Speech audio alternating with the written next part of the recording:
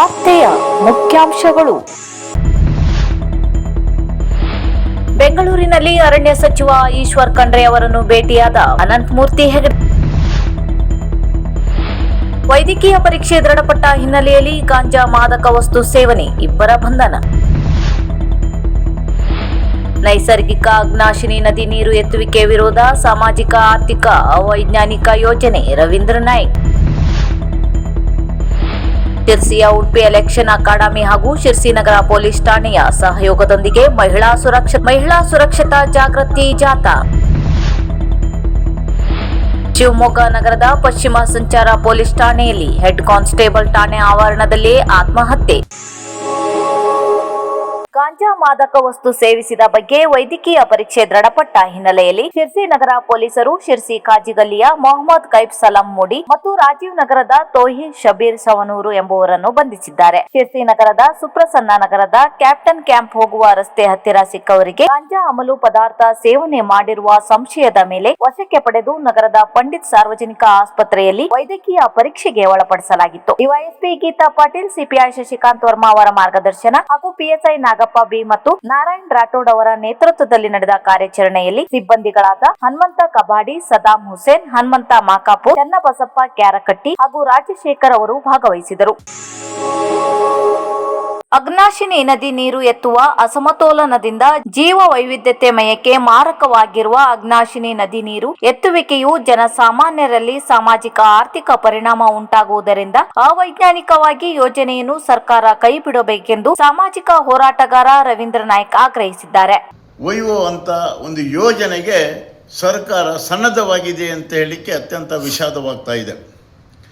ಸುಮಾರು 1,20,000 ಬೆಲೆ ಬಾಳುವ ಅಮೂಲ್ಯ ಮರಗಳ ನಾಶವಾಗುವ ಜೊತೆಯಲ್ಲಿ ಅತ್ಯಮೂಲ್ಯ ವನ್ಯ.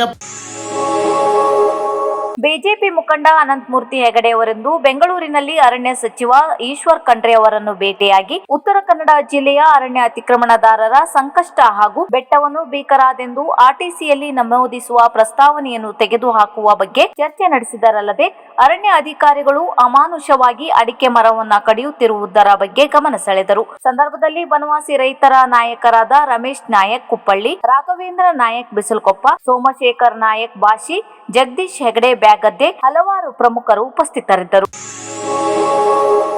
ಶಿರಸಿಯ ಉಡುಪಿ ಎಕ್ಸಲೆನ್ಸ್ ಅಕಾಡೆಮಿ ಹಾಗೂ ಶಿರ್ಸಿ ನಗರ ಪೊಲೀಸ್ ಠಾಣೆಯ ಸಹಯೋಗದೊಂದಿಗೆ ಮಹಿಳಾ ಸುರಕ್ಷತಾ ಜಾಗೃತಿ ಜಾಥಾವನ್ನು ಹಮ್ಮಿಕೊಳ್ಳಲಾಗಿತ್ತು. ಕಾಲೇಜಿನ ವಿದ್ಯಾರ್ಥಿನಿಯರು ಭಿತ್ತಿ ಫಲಕವನ್ನು ಹಿಡಿದುಕೊಂಡು ಮಹಿಳಾ ಸುರಕ್ಷತಾ ಜಾಗೃತಿ ಘೋಷಣೆಯನ್ನು ಕೂಗುತ್ತಾ ಶಿವಾಜಿ ಚೌಕದಿಂದ 5 ರಸ್ತೆ ಮಾರ್ಗವಾಗಿ ನಗರ ಪೊಲೀಸ್ ಠಾಣೆಯವರೆಗೆ ಜಾಥಾ ನಡೆಸಿದರು. ಶಿರ್ಸಿ ಉಪವಿಭಾಗದ ಡಿವೈಎಸ್ಪಿ ಗೀತಾ ಪಾಟೀಲ್ ಅವರು ಕಾಲೇಜಿನ ವಿದ್ಯಾರ್ಥಿಗಳಿಗೆ ಮಹಿಳಾ ಸುರಕ್ಷತೆ, ಭದ್ರತೆ, ಕಾನೂನಿನ ಅವಕಾಶಗಳ ಕುರಿತು ಸವಿಸ್ತಾರವಾಗಿ ಮಾಹಿತಿ ನೀಡಿ ವಿದ್ಯಾರ್ಥಿಗಳು ಕೇಳುವ ಪ್ರಶ್ನೆಗಳಿಗೆ ಸಮರ್ಪಕವಾಗಿ ಉತ್ತರಿಸುವ ಮೂಲಕ ಕಾನೂನಿನ ಅರಿವು ಮೂಡಿಸಿದರು ಹಾಗೂ ಠಾಣೆಯ ಕಾರ್ಯವೈಖರಿ ಬಗ್ಗೆ ಮಾಹಿತಿ ನೀಡಲಾಯಿತು. ಶಿರ್ಸಿ ನಗರ ಠಾಣೆಯ ಪಿಎಸ್ಐ ನಾಗಪ್ಪ ಬಿ, ಕಾಲೇಜಿನ ಪ್ರಾಂಶುಪಾಲರಾದ ರೋಷನ್ ಗೌಡ ಹಾಗೂ ಸಿಬ್ಬಂದಿ ವರ್ಗದವರು ಹಾಜರಿದ್ದರು.